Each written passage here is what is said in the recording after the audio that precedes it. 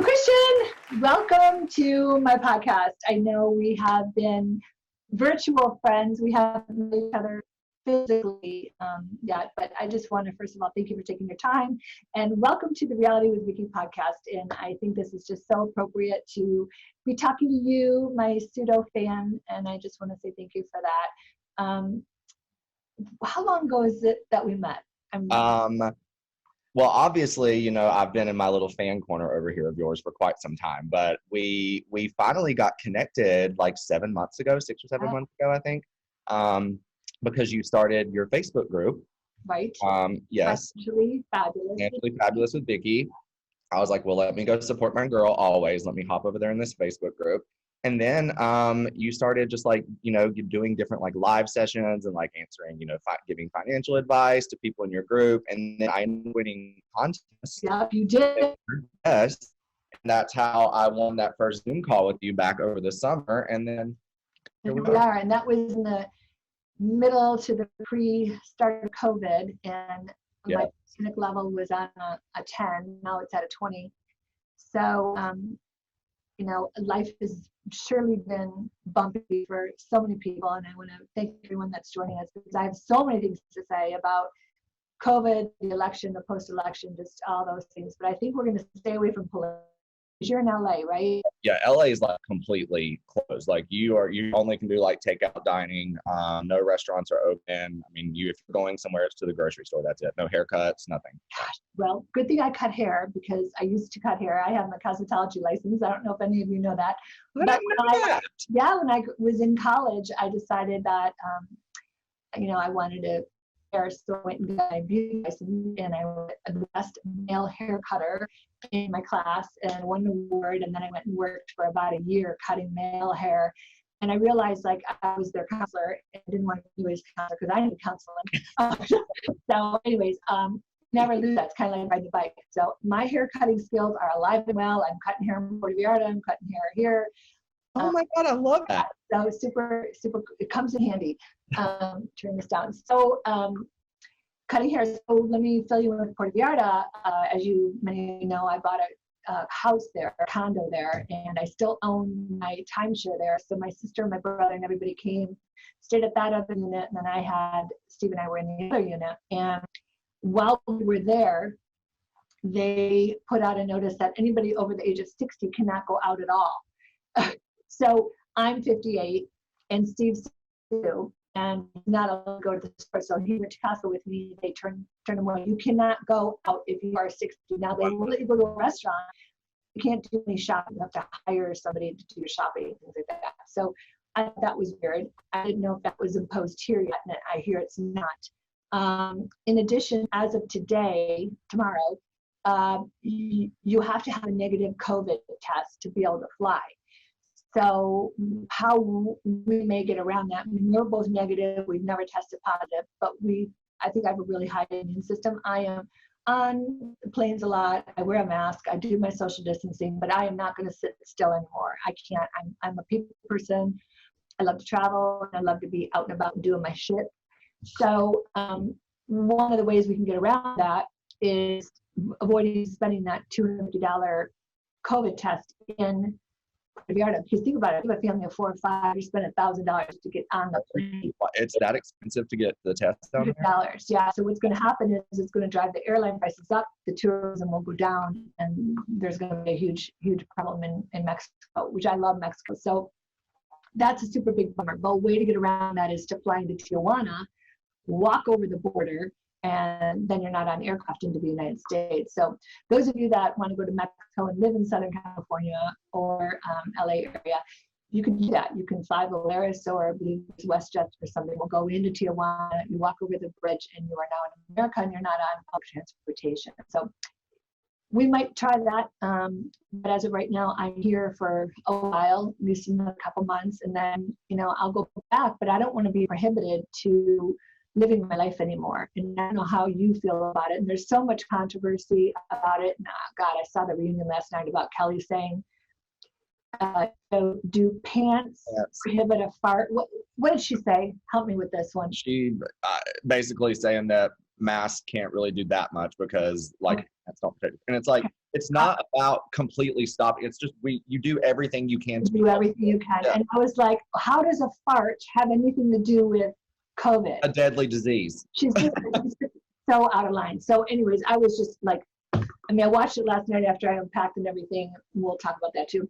Yeah. But I was mortified at what has happened in my franchise. I mean, I don't know about you, but I was mortified. So I do my best in the mask thing. I have pain and wear it, you know, and I do my very, very best. When I drink coffee or when I'm on a plane, I usually don't take my mask off to have water. A 3 or 4 hour plane ride, you don't have to take your mask off, but they are doing so good with the seats vacant in between. So I don't feel like there's any risk. I mean, you get a hand sanitizer, little Purell package, and you sanitize your area, which has already been sanitized, and you go on your day. I mean, to live in this place of having to be isolated, I'm considered an essential business with insurance. So we've been able to go to work, but from my staff, I let them work from home for 3 months, right when this thing had up. I've got a 72-year-old lady, and my other girl is 27. She lives with her older parents. So I didn't want any risk happening. We have no clients coming in. We're just doing everything virtual Zoom like with you. And I am doing my best as a business owner, but I can't lose everything I've worked my life for. So that's kind of an interesting model is now we're moving things to Zoom. And I told you in the very beginning, I haven't been at work since November 17th, 16th, right before Owen got, Troy and Owen, they're both born and they're 6 and 8. But the new baby, Hank, I flew out to North Carolina and I was there for the birth. And I was able to work from there, you know, so that's the good thing about what's come from COVID. I mean, there's good and there's bad. Has my revenue dropped? Absolutely. You know, I'm not able to do my workshops, which is what I do to attract clients, and I speak to them and educate them. And so it's been hard. So tell me about you, like what transitions have happened in your life too? Well, as many people, you know, COVID has definitely thrown some struggles my way, you know, but I mean, I will say I was fortunate, you know, in 2020, things really were going well for me professionally. You know, I accepted a new role. As you know, the first time I chatted with you, I had just moved to Seattle. Yes. And because I know you love Seattle, so we were talking about that. And but then, you know, at the end of the year, my job, they did some hardcore restructuring, and even after I'd only been there for like 6 months, but they completely wiped out a huge fraction of the marketing team. You know, they completely just wiped everybody. And so I ended up losing my job the first Friday of 2021. I was like, wow, we are really starting off. No, so many bad things have happened in my life in 2021. So yeah, but some I can mention, some I can't. But yeah, I get it. So what are you doing now? Are you remotely trying to? Well, so I want to tell you, Vicki, like I've always, you know, I'm an only child, but my mom and my parents, like, look, they're always happy to help as much as they can, but my parents have worked everything they have. My dad's the middle of 5, mom's the baby of 9. Like, not that one of them grew up with money by any means, you know. And so it's just, they only had one. They're like, we're done. it's like, yeah, one and out. Yeah, they almost didn't even want that. They're like, we'll do one and then we'll be done. But they always taught me, you know, my mom always said anything worth having is worth working for. And my mom always said that. And so my biggest fear in like moving to LA was just always losing my job. That was always my biggest fear, because I was like, I can't sustain a life out here. I mean, you know how expensive California is. And so it's just weird. I've carried around this like crazy anxiety for all these years, and it finally happened. And there was a weird not panic level. There was like a level of panic that wasn't there the way that I anticipated it. And I don't know if that's just like me just letting go and like letting God and like trusting things. You're a survivor. People that are survivors, you figure it out, and you will figure it out, and you're not alone. And so I just started, I was like, what can I do? You know, and I was like, you know, what can I do that's creative? What kind of creative outlet can I give myself to, you know, to make myself happy? And always, you know, you're always talking about like side hustles. And so I was like, what kind of side hustle can I do, you know? And then I got laid off on January the 8th. I spent like a week and a half not leaving my little big bed chair behind me, sitting there. And for like a week and a half, I just organized my little shop that I wanted to do, my little side hustle online. And you know that I love like the World of Real Housewives and like my shady memes and all that stuff. But I was like, what can I do to create just fun items for people to buy, you know? And so I ended up launching it on Thursday, and I just hit my 80th sale this morning. So yeah. Woohoo! Good for you. Woo-hoo! So tell me the website, and so the viewers or listeners can go and see you. Yes. Okay. Well, it's called the slutpigshop.com, but I don't know. Pink shot. The slutpigshop.com. I got a little G or GI. It's an insult from Beverly Hills Housewives back in the day. Slut pig. Oh, I thought you were talking about when Kelly called me or Slade said I look like a pig or something. Absolutely not. Okay. Slut pig. Anyway, that's funny. here's my cute little pink hoodie. This is one of the items we have. But there's over 45 pieces of wall art that commemorate like iconic housewives lines or line on there. And then there's a family van hoodie. There's a family fun stuff. just all kinds of fun stuff. And there's 7 products. I launched with 70 products. I'm gonna do my best to keep it going. And it's been fun, you know. Yeah. Yeah, and so like thank you for just like always talking about side hustles and being like, you know, because I always thought it always felt like too serious. And I was like, it doesn't have to be that serious. Like it can be what I want it to be. You know? The housewives are not going away. I wish some of the cast members would, but the housewives are not going away. And I believe, I don't know, I just talked to Tamara a little bit ago. She thinks that the entire cast is going to be, you know, sunsetted for a while. I don't know if this is true or not. I want to get your intake on that. Sunset, and then they'll come back like they did with Beverly Hills. Maybe they'll keep, you know, some people that are on there now, maybe they'll revamp it.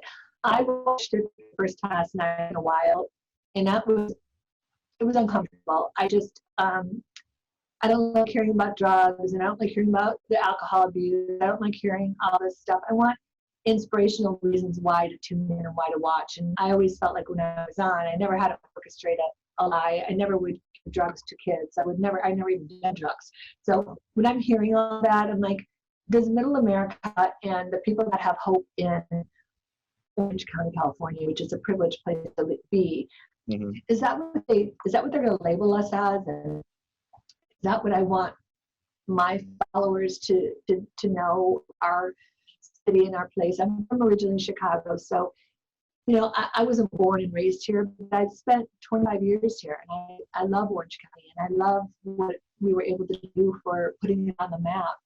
And when I was a little girl, I always wanted to go to California, you know, and my mom and dad were like, no, it's a land of fruits and nuts. You're not going to go there. I'm like, what's a fruit and a nut, you know? But, you know, my mom used to say the world's going to tilt and get all the bad people, you know, in California, and they're going to sink at the bottom of the ocean. I'm like, as a little girl, I'm like, well, I never want to go to California then if we're going to sink at the bottom of the ocean.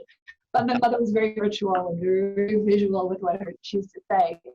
But it makes me sad to see what has happened.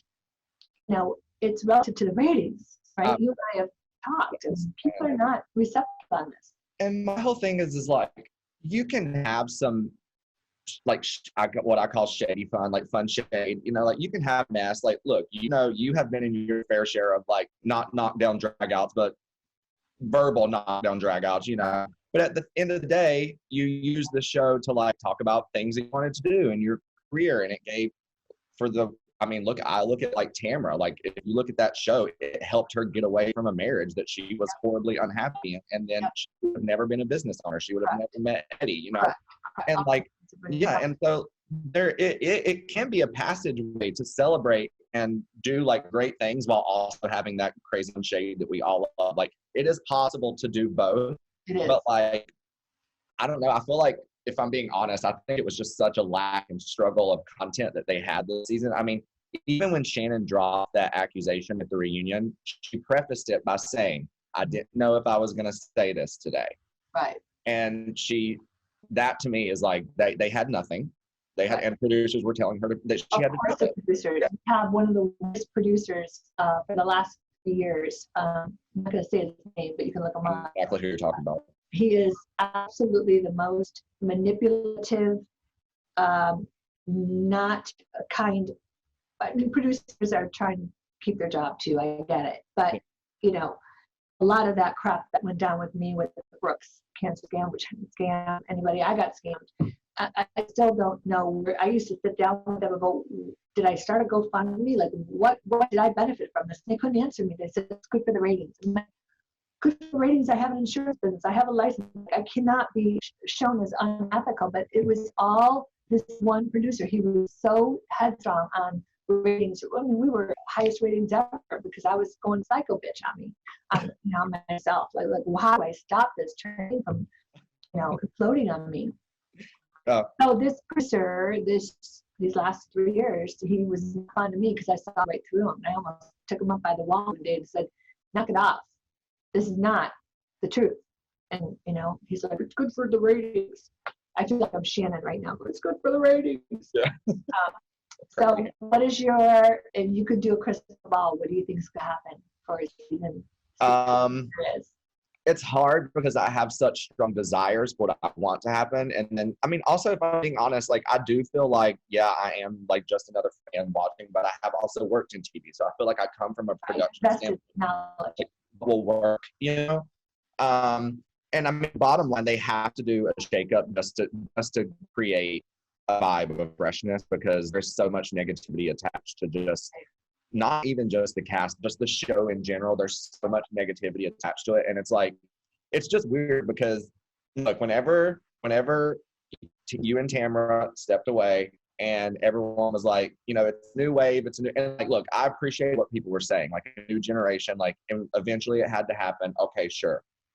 But I just think it's funny that, like, not we, because I had no part of it, but people went into this season, Bravo, Evolution went into this season with Kelly and Bronwyn being their main players. And I think, let's be honest, I think that they were comfortable not involving you and Tamara in production anymore because they felt that they had a lot of weight in those two. And those two completely because Bronwyn just did 180 on the attention thing.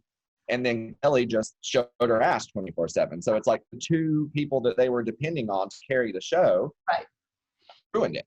Well, and they carried it enough to keep it 15 episodes, I think is what Tamara told me they got, which is more than I thought they would have gotten.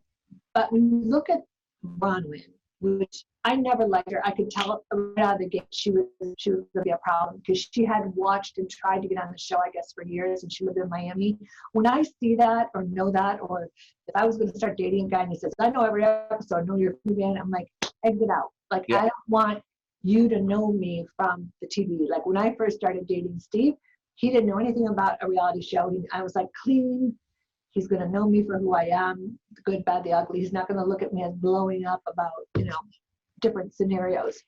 So when I saw her at Tamara's for the first time, I think it was 3 years ago, 2 years ago, or whatever, she said, I got a bad feeling about you. I'm like, who are you? I didn't even know she was chosen as. She didn't like you from the get-go, and you're like, okay. That was Thomas, supposedly, I said his name, told her, go confront Vicki. And I'm like, I don't even know you. Who are you? Yeah. Why are you talking to me? I don't even want to talk to you. So she's just a rubber wronger person. Like, she just rubs me the fuck wrong. And I don't know how she stayed on as long as her story is, everybody has a story. You have a story in your life. I have a story in my life. I don't create my life. It's my life. Like, I make decisions on how I want my life to be, but I don't create a false reality. Bought a house in North Carolina. I'm selling it now. I'm flipping it. My daughter's looking about moving, and I'm like, there's a lot of stuff going on, and it's good and bad, and it's weird, and COVID's got us all a little twigged out. But when we got 10, 20, 30, 40, 50 years of our life left, however old you are, we create our own story. We create our own. Right now, I'm working on my vision board. Christian, have you ever done a vision board? I've not done one. And when I was in your live the other day, I was like, we should do like a virtual, like do one like live on Zoom, like to get one. That would be so fun. Let's do it, because I manifest my reality based on what I choose to put on this board. And I haven't done it in 3 years. I did it when I first met Steve. I did my board in January, and then I met Steve in April, and almost everything on that board came true. But life is so different now. Life is so different now. And I got to get back to my vision of what I want to create my life to be. I want to be around my grandsons. I want to be around my daughter more. I have an office here in California. I have a home in Puerto Vallarta. I have a home in North Carolina. Where am I going to end up?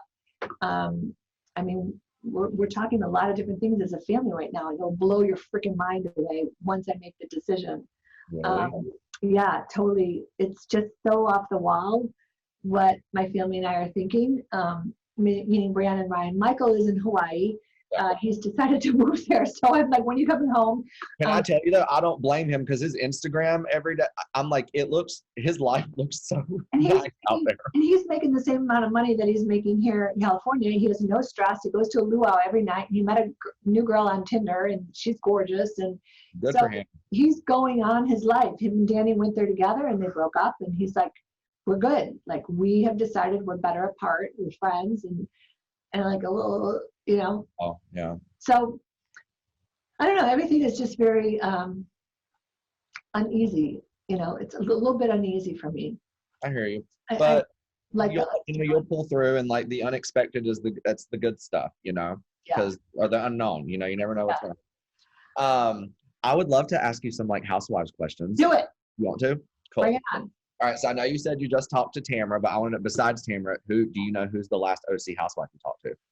Gina Keogh. No way. When did you talk to her? A couple months ago, before I left for North Carolina when Hank was born, because she just bought a house in Florida near Cara, and Cara wanted her to come. So she sold her house in Coto near me, and then she's bought a house in Jacksonville, and she's renting in Irvine. So she's in this transition state too. She's 5 years older than me. And at the end or the middle of our end of our life, whatever it is, it's all about family. For me, it's all about family. So I'm super happy for Gina that she's going to spend more time with her daughter and her daughter's children. Isn't that wild that y'all like lived in Coto all these years? Your kids were the same age, and now her kids are on the East Coast. All over the place. Y'all are doing the same thing. It's crazy. It's like everybody get back home. You know. So what from the last year do you wish that cameras could have been there to capture? Any like business stuff, any family stuff? If you had to pick like one thing. I am over talking about COVID. I know they had to show it this year, but I think me buying a house in North Carolina, sight unseen, and then making the decision to do that, renovate it.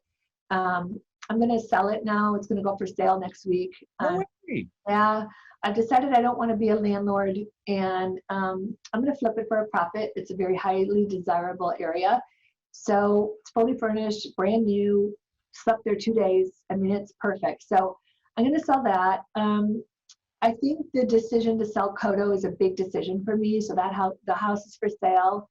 I had an offer, but it didn't have a 3 in front of it. So I declined the offer. Oh, wait, really? When was that? It was 2.9 and I'm asking 3.35. I think I'll settle about 3.2, maybe 3.1 at the lowest, but it was about a month ago. And, you know, I counter offered and then it went cricket. So it will happen. And then I don't know where I'm going or what I'm doing. I'm so scared about making the wrong decision. So right now I'm putting it on my vision board. I've got super, super good friends outside of the housewives. In fact, today we're all going down to Pachanga, which is, I'm sure you've heard of the casino down there. All the spas are closed. We really don't massage, but I got 2 massages in Puerto Vallarta for 90 minutes for $30. So, and I got a facial the other day and it was like $15 for an hour.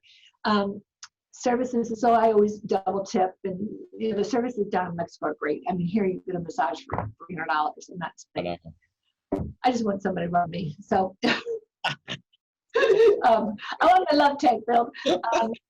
So that's, I think that's what I'd like. It's just my real, authentic struggle with myself, my insecurities. Since I've been fired from the housewives, I never want to think I was fired, but I was.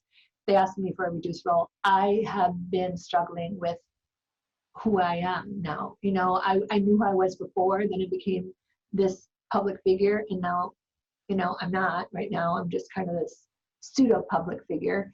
I don't know. It's just trying to grow my Instagram followers, and that's frustrating because I'm a competition bitch, and Shannon's got 1.3, I've got 1.6, and never, and you know, I'm like, why isn't it moving? So frustration for myself. We'll work on that. I'll help you on that. That'd be great. I'll help you on that. So anyway, I think just life and I've always been very authentic with everything that I do. And Joy and Owen are my love, and they call me, Nana, when are you going to come see us? I said, I just got on the plane, I'm leaving, and like, Nana, we miss you. And super sweet. Brianna's doing an incredible job, both her and Ryan, on being good people. I just don't think North Carolina is where they're going to stay. So I got a lot of news on that coming up. thought they loved North Carolina. It's too slow. Oh, okay. The schools are shut down. They're talking about it a year to 2 years from now. No sports, no this. The majority of people Brianna meets have never been on an airplane. I mean, we are very social. I raised my children, world travelers, Europe, cruises, this, that. To talk about going on a plane back to Chicago, where my family is, they would have to plan 2 years, not financially plan it, but just mentally to get in the tube and fly through the air. It's a big deal. Yeah, And Brianna's worried about, it being a little too slow and stifled. So we as a family are just talking about what does that look like. So lots of fun, exciting new things. We don't know what's going to happen, but I'm open okay. to change. Let's see. I would love to get, okay, because you are like the financial queen. Like that is what you do. You help people be prepared and comfortable financially for their lives. This is something I've always wanted to know, like for years. Do you remember like at what point or like what season you were on, like when you realized like, okay, like this is going to be something that maybe I can use to like help retire early. Like this is something that this is more than just that I'm doing for fun. Like this is a big deal. So I remember very vividly, and thank you for reminding me of this journey. So season 1, we filmed for 4 weeks, and it was a 4-week season. Yeah. So it was like for every week we filmed, that was what was airing. And I got paid goose eggs, no dollars. And I remember sitting down with Don and saying, this is weird. We got people in my house and I'm not getting paid to do this. And I remember Scott Dunlap came over and said, listen, think of this as a commercial for your insurance business. And I'm like, I don't know what that means. I sell insurance out of my home. My friend Lori at the time come over and she's like, I'm getting divorced. I need your help. I need a job. I'm like, well, I can put another desk in here. And then Duff started working, and Scott Dunlap came back afterwards and said, they like the fact that you're building off camera more staff in your home. And I'm like, well, it's just what I'm doing. I don't, selling life insurance over the internet at that time. That was 16 years ago. Yeah. I was the first website, www.insuranceservices.com, for insurance. And I still have that.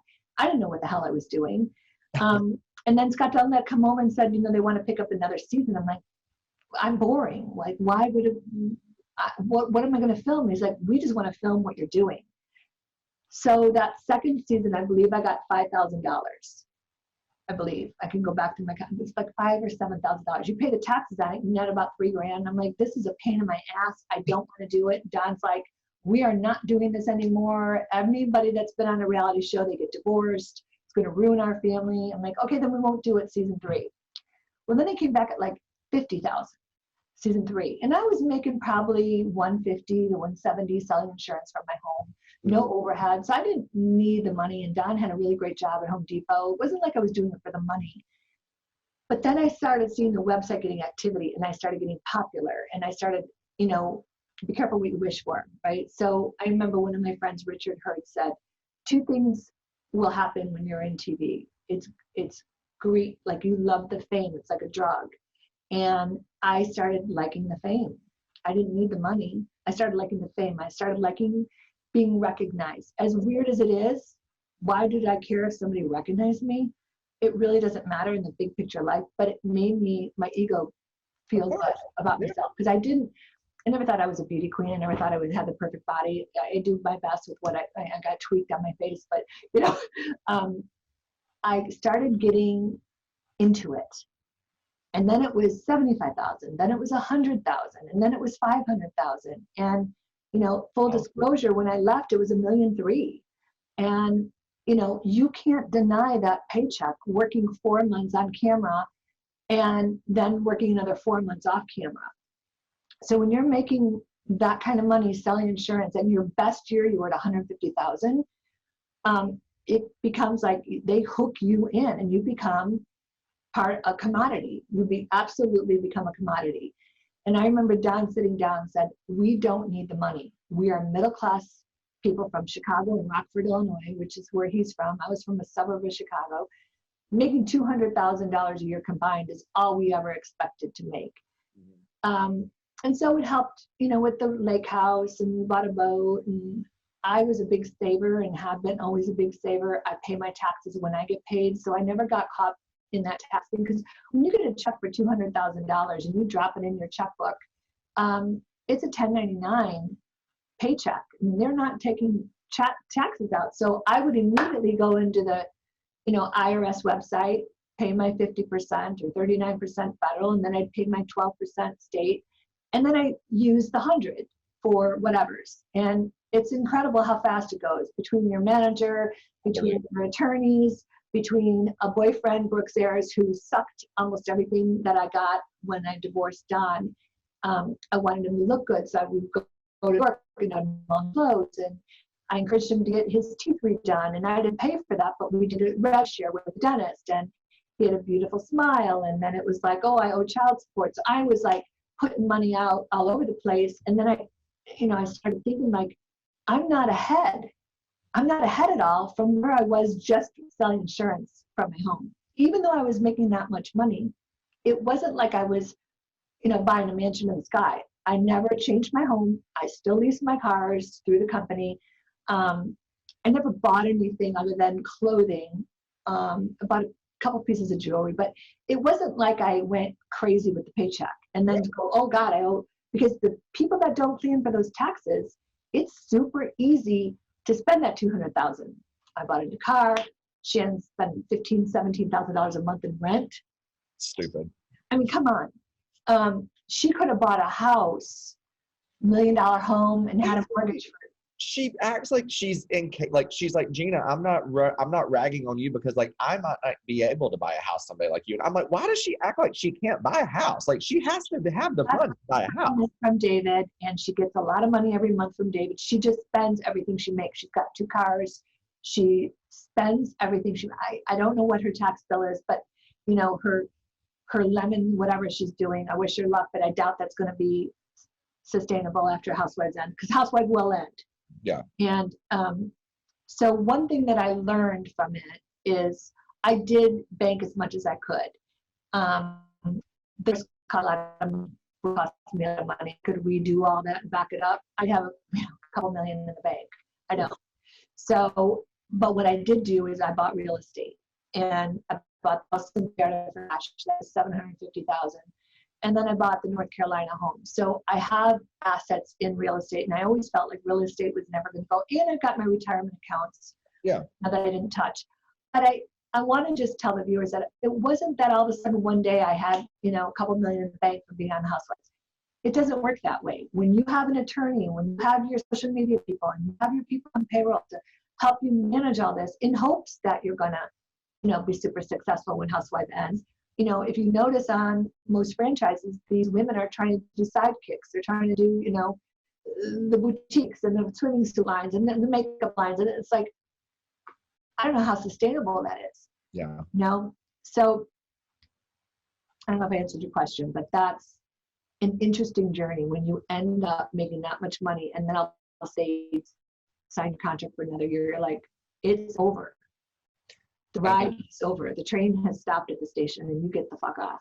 Yeah. And you think about it, you were doing that you were making probably, you said, so season 3, season 4, they started really cranking it up. Yeah, then it was like 100, and it would be 300, and then it was 400, and then 500, and then 600, and 700. Was it like they just say like, this is what you're getting? Yeah, they do. And then if we got extra episodes, we get a little bit more. Okay. So they would say, like, you get 18 episodes, and this is what your pay is going to be. If you get more episodes, then, they add that on. So we always wanted more episodes because we get a bonus check. But it's not like it's so weird, because I feel like I'm stupid right now, but I'm not. It sounds so weird that I was making $1 million a year and I wasn't banking $1 million a year. But everybody has to remember, we live in a very high tax state. You're federal in your state. I was on the highest numbers. So right off the bat, you're bringing it down to 6 to 7, 8, and then you got lawsuits, and then you got your attorneys, and then you got your living expenses, because I wasn't selling insurance as much as I was when I was working. So that $200,000 or what have you that I was making selling insurance was zero because I was focused on housewives. So I got to take that off. So all of a sudden you start bringing that down, and you're like, okay, I might have made 100 grand in the bank. Might have.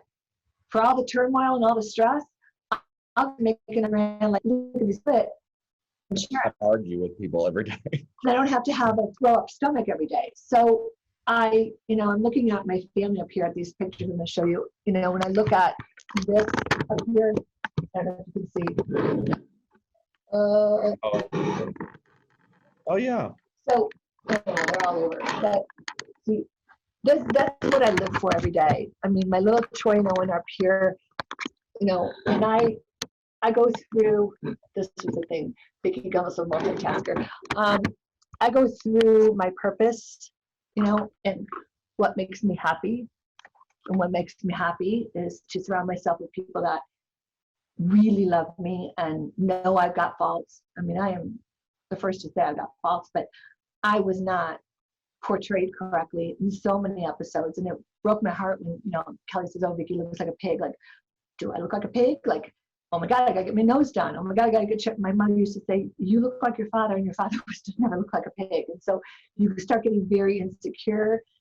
And, my divorce, it was just, I remember Don saying, I told you we would have still been married if you didn't get on the show. And I'm like, damn it. I got sucked into there's something better on the other side, somebody richer, somebody cuter, somebody that was more fun, and they're not out there. You got to water the grass that you're in. And I didn't. I'm 100% to blame for that marriage falling apart. And it cost me, it cost me a lot. I had to pay him alimony and, future earnings, and he got part of the business. So I wanted to keep the business. So all of that was my fault. And it's a big backpack on my back. Big backpack. Well, let's see. What other questions? You're like dumbfounded. What am I gonna say now? Let's see. I'm trying to think of what other questions. Do you think that housewives are fairly compensated? Like, as reality stars, like, do you think it should be more? Do you think there should be residuals? Do you think it's fair? Well, the residual thing and the DVD thing, I would have always hoped that we would have gotten residuals. That was never going to happen. Yeah. We're not professionals. We aren't SAG or AFTRA. I mean, maybe some of them are, but we're not union. I do think we're fairly compensated. Good. I felt very fortunate to be part of the experience. I never took it for granted, so I feel very happy and fortunate that I was able to connect with Andy and, the group. And I don't know if I could have done it much longer. Really? I really think like it was going to take years off my life. I was chatting with Tamara the other day, and I was like, God works in mysterious ways, and like life works in mysterious ways. And just like looking at this complete hell of a season that these women, and like the fact that these people are even associated with some of the words that are coming out of she who will not be named's mouth, is like, it's almost like, thank God that, you know what I mean? Like that y'all you didn't have to deal with it, Yeah. I mean, I do thank God, and I'm a believer that God has my plan already written out. Even though I might do a vision board, it might be tweaked or changed. But I also believe that birds of a feather flock together. And if you associate yourself, like I know Tamara went out for lunch with Bronwyn at night. I just told her the other day, I said, is this who you want to hitch your wagon to? I mean, regardless if you want to go back on or you don't want to go back on, is that the type of character of a person? A mom with 7 kids. I mean, I don't see her spending a lot of time with her kids. I mean, she's now friends with my friend Noella, and they're off in Puerto Rico and going here and doing that. It's like, when I had 2 kids, I couldn't do that. Mm-hmm. I mean, so I said to Tamara, I said, she's not emulating a mother, a person. I mean, she's married. She doesn't want, her husband to date. I guess just like, what in the world? It's a whole doing lot. Drugs, and she's an alcoholic. And it's like, one person, how can you have this much chaos? How can she put her head at night on her pillow saying, I'm good with my decisions. I don't know.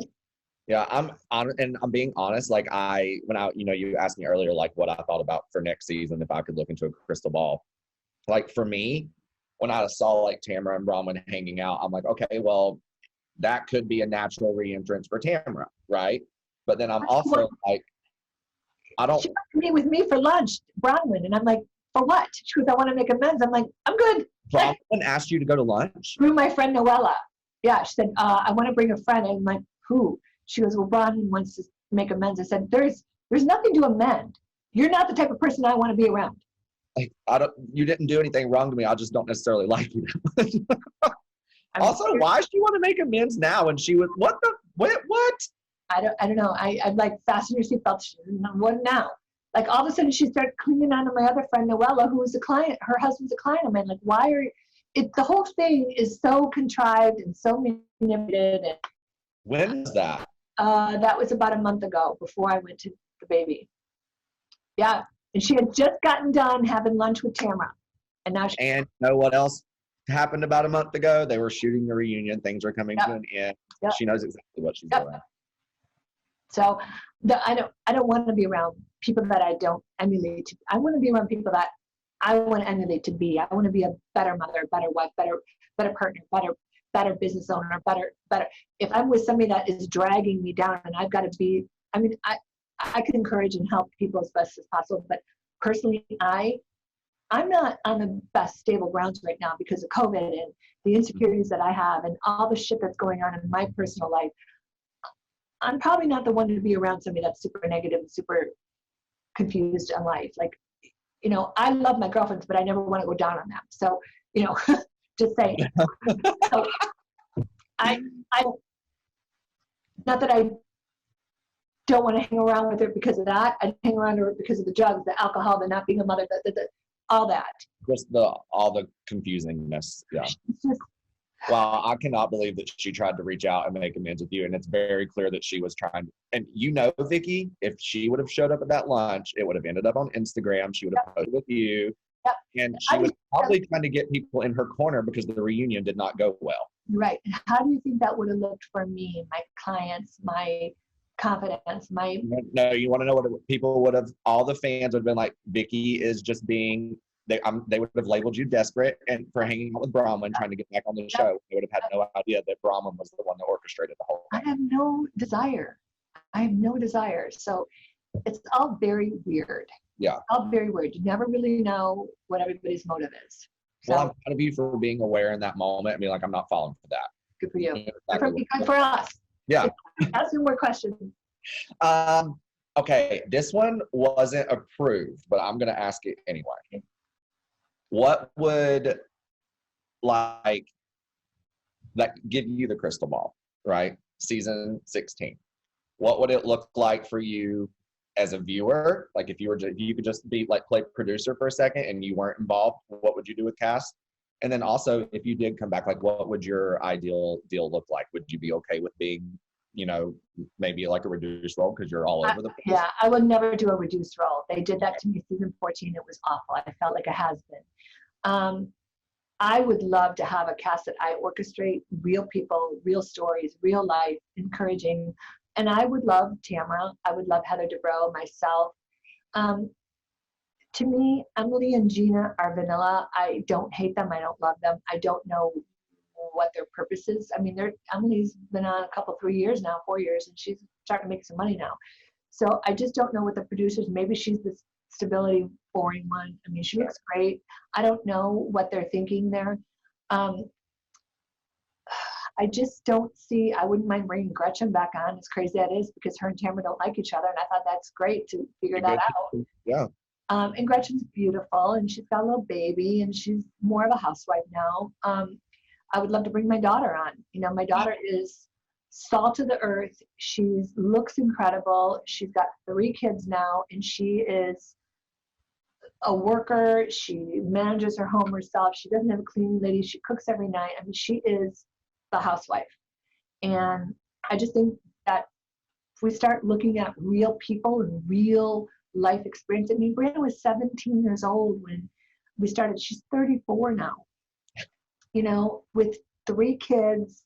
She's going to try for another, hoping that she gets a girl. Uh-uh. Yeah, Oh my gosh. if she doesn't, she's going to keep trying. So she wants to. Oh, she's bound and determined to get a girl. I love it. Yeah. So I'm like, what if you spin your egg? She's like, I'm not playing God. You know, whatever's meant to be will be. So I think Brianna would be an incredible addition because she'll eat anybody up that goes after me. I mean, I'll just sit back and have a cigarette. Like I don't even smoke, and I'll smoke. We all know she can hold her own. We've seen her do it. Sure. Question: how do you feel about your friend Noella as a housewife? I think she would be good because she's very fancy. She's definitely wants to be on the show, and I just said, "Why? Your husband's successful. Like, what? Why?" Oh, they don't need. I think she's lost her space being with a super successful attorney. But she's nice. I have nothing against her. It's just her motive is so transparent that she wants to be on the show so bad. Yeah. And some people did. Look at Bronwyn did. She wanted to be on the show so bad. It worked out. So I didn't even know there was a show when there was a show, so I didn't even know what I was on for. So yeah, I can think of because it's just different. Now everybody knows what the show is. And what do you have to do to be on it? You have to create waves. Yeah. All right, I'm gonna ask you one more question. Throwback. What made you decide to buy Brianna a car and give her the payments? Oh, because she didn't have a lot of credit at that time. She was in college, and I had to go back to the dealership to put her on as a co-signer because I wanted her to start getting credit. Yeah. But I wanted her in a safe car. I wanted her to have an affordable payment. And God, that was the funniest thing when I had the ball. Oh my God. You roll up honking the horn and you're like, you're gonna make the payments. I know. God, so funny. But she's like, Mom, really, can I afford this? I'm like, you got this. Oh my God. So funny. Good stuff, right? Yeah. Good I was talking to my friend last night and I was like, if in an ideal world, like I would just love like Tamara and Vicki to be back on and like you guys go to like Lake Havasu and like turn up. You know, like, how fun would that be? Need to do that. We'll pull up to Don and his new girlfriend. He's got a 29-year-old. Nuh-uh. Younger than Brianna. Yeah, I can't compete with that. Is that new? It's fairly new. Interesting. Yeah. Brianna calls her the 12-year-old. 12-year-old. Has Brianna met her yet? No, but she calls Don a lot on FaceTime when she's out at the North Carolina house, and Brianna's pretty mortified about it. So that's what older men do, is they get their ego pumped up when they got a 29-year-old. I mean, I guess good for him. I don't know. Like, seriously? 20? You know this? No. Well, listen, Dollface, I have taken up way too much of your time. You are the best. You stay strong. Keep putting out your stuff on your shop. Super proud of you. Thank you for being my friend. Thank you for supporting me. Everybody that's listening, go to the Financially Fabulous with Vicki Facebook page, like it, and become then a member, and then you'll be able to link with, give out your website again, so I make sure I don't say the dirty pig or something. theslutpigshop.com. And also just follow me on Instagram, Christian Gray Snow. I'll link you there. And Vicki, surprise, you have some stuff in the mail coming to you. Yay! Shop right now. Yay! So yeah, you'll be getting it soon. Yay! Thank you, Doll. My very best to you. Let's stay in touch. Love you always. And I'll talk to you soon. Thank you. Okay, bye, honey. Now, glutathione is a big word, but it's the body's own master antioxidant. So it's a scavenger for free radicals, for bacteria, and what's relevant now, viruses. This is new to the marketplace. There's no other product on the market that has the ingredient NACET. And basically NACET increases the production of that glutathione that is in our body already to strengthen and enhance our immune system and keep it strong. Elevated sense of well-being. Supports muscle strength and endurance. Cognitive function. Powerful liver support. Energy. Helps blood sugar regulation. Superior bioavailability of key ingredients.